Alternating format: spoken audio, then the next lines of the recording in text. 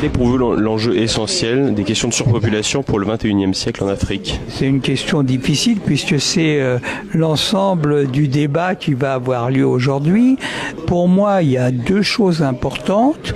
La première, c'est d'essayer de positionner l'enjeu à une date relativement rapprochée et non pas une date lointaine, parce que les futurologues se sont toujours un petit peu trompés et autant on peut mesurer des évolutions sur 10 ans, sur 15 ans, sur 20 ans, autant sur 100 ans c'est pas possible.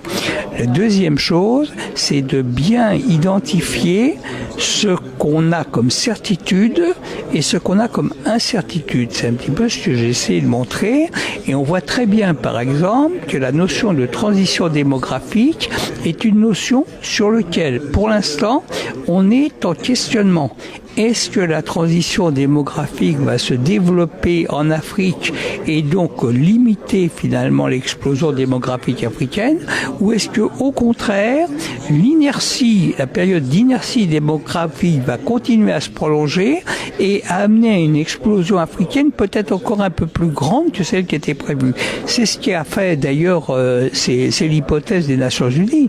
Dans la première hypothèse des Nations Unies, la population mondiale était moins importante que dans la deuxième hypothèse et la population africaine était moins importante que la deuxième hypothèse. Donc vous voyez bien que l'idée comme quoi il y aurait une explosion démographique linéaire est une idée qui ne tient pas la route. Il y aura probablement une série de sauts. Maintenant, quelle sera la force de ces sauts? On ne peut pas le savoir. Vous avez évoqué la question de la démographie africaine et vous l'avez comparé au problème démographique asiatique. Quelles sont les différences entre ces deux grands continents? Eh bien, l'Asie a intégré depuis 3000 ans ou 4000 ans sa démographie et a développé des systèmes économiques et politiques qui tiennent compte de cette réalité, tandis que l'Afrique est traumatisée par ce qu'elle est passée en l'espace d'un siècle d'un monde de basse pression démographique à un monde de surpression démographique. Donc, sans le recul millénaire qu'a eu l'Asie. Donc, ce traumatisme explique en grande partie les problèmes que nous avons aujourd'hui. Car en plus de poser des problèmes économiques, des problèmes environnementaux et autres, cette surpopulation pose des problèmes d'ordre philosophique et culturel. Vous avez évoqué un plan Borloo et l'initiative de Schneider Electric. En quoi ces initiatives privées peuvent, selon vous, être profitables à l'Afrique ?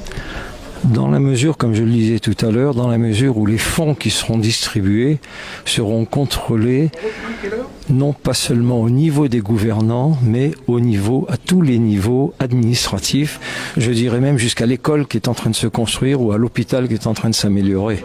Ce sont des initiatives qu'on doit saluer parce qu'ils vont ramasser des fonds pour les distribuer. Seulement si ces fonds ne sont pas contrôlés comme c'est fait depuis 60 ans, le résultat sera le même. Et en quoi ce serait mieux contrôlé avec des initiatives privées par rapport à des initiatives d'organisations internationales ? C'est une bonne question et ça m'oblige à dire que les entreprises privées sont peut-être plus consciencieuses que les entreprises administratives fonctionnaires. J'ai rien contre les fonctionnaires, on en a besoin. J'ai évoqué tout à l'heure les milliers de fonctionnaires de l'ONU qui se vautrent dans des bureaux à Washington ou ailleurs. Ces gens-là auraient une efficacité beaucoup plus grande s'ils étaient affectés sur le terrain, au niveau des entreprises et au niveau des récipiendaires de l'argent. Et je pense que les privés sont plus imbriqués parce que l'entreprise internationale, les organismes officiels recueillent de l'argent par dons, par distribution des États, mais ce sont presque des impôts qui sont collectés, alors que l'entreprise privée doit, elle, se battre. Et elle vivra par l'exécution et la réalisation de ce qu'elle aura fait sur le terrain. Un aspect sanitaire de la question africaine, est-ce que vous pouvez résumer votre propos en quelques mots ? En fait, je suis intervenu sur tous les scandales liés aux maladies et aux épidémies dont on parle beaucoup en Afrique, et j'ai découvert en étudiant la question qu'il y avait une corruption, non seulement la corruption, mais de l'incompétence, de la gabegie dans tout ce qui tournait autour toujours des maladies qui font des millions de victimes par an, mais dont tout l'argent est utilisé par les grandes organisations qui sont en place, non pas pour se mettre forcément des enveloppes dans les poches, mais parce qu'ils vivent sur ils vivent sur la bête, ils vivent sur les dons, ils vivent sur tout l'argent qui est déversé en Afrique en organisant des colloques, des conférences, en ayant des employés, des bureaux, et leur efficacité est quasiment nulle. La seule efficacité pour lutter pour faire vraiment du travail efficace contre les maladies et les problèmes sanitaires en Afrique, généralement viennent des fonds privés.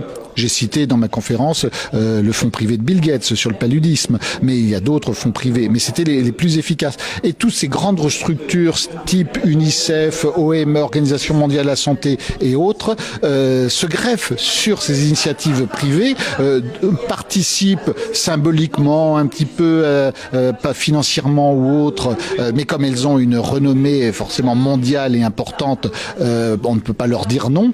Et ensuite, les actions réelles qui sont faites sur le terrain, elles les récupèrent pour leur propre publicité. C'est vous qui avez organisé ce colloque, c'est vous qui le présidez. On peut dire le contraire, oui.